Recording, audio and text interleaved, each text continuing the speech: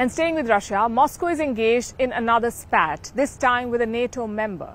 It started as a border crisis, but it has snowballed into a national security issue. Finland has closed all its border crossings with Russia.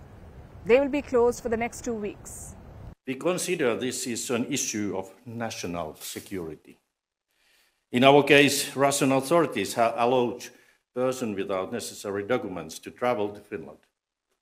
We have continued to see that Russian border service is even assisting them to reach Finland. Due to the rapid increase of the illegal entry, strong measures have been needed. We have closed all our border stations on the eastern border except one. And we are ready to close the last one if needed. So where did it begin? Finland and Russia share Europe's largest border, around 1,340 kilometers long. There are multiple border crossings along the length. Since the month of September, Finland witnessed a surge in refugees. Most of them were from West Asia and Africa. They came from the Russian side and they came on brand new bicycles. I know that's an odd detail to give, but it is quite important here because you cannot walk on foot between Russian and Finnish border checkpoints. That is the law. You cannot walk. So the refugees came, they crossed the Russian checkpoint, they cycled over their way to Finland, and soon they were in the country seeking asylum.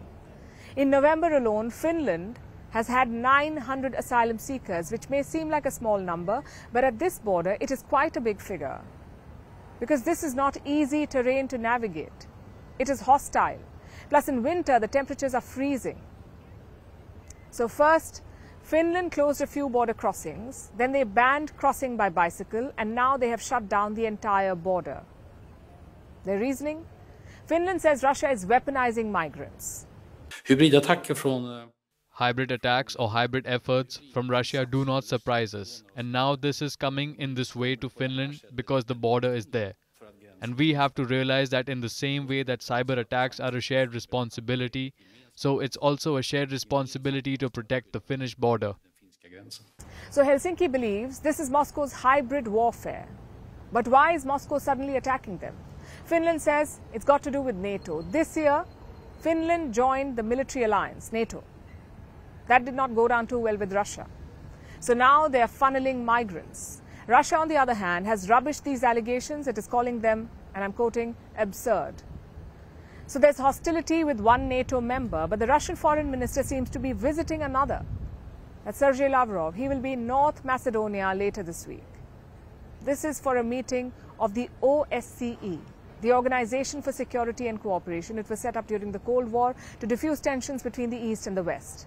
Now, this group has 57 members. Russia is one of them. So their minister, Lavrov, is going to North Macedonia for the summit. It's his first visit to a NATO country since the war began. What does this gesture mean? Is it mere attendance, or is Moscow softening its stance? Is it looking for a way to end the war? And there's a reason why I ask this. Listen to what Vladimir Putin said just a few days ago. Yes, of course. Military actions are always a tragedy for specific people, specific families, and the whole country. Of course, we must think about how to stop this tragedy. By the way, Russia has never refused peace negotiations with Ukraine. Of course, those could be just words. With Putin, you never know. But one thing is for sure. The Ukraine war has gone on for 644 days, so fatigue is setting in. There have been offensives, there have been counter-offensives, but nothing conclusive. Ukraine has not capitalized on its gains. It is staring at a second winter of war, and a much harsher one this time. Plus, the world's focus has shifted. It is now on Gaza, and Moscow knows all of this. And perhaps this is what Putin was waiting for Western support to fade. If that happens, Zelensky will be left out in the cold. Russia will have an upper hand and a choice to end this war on its own terms.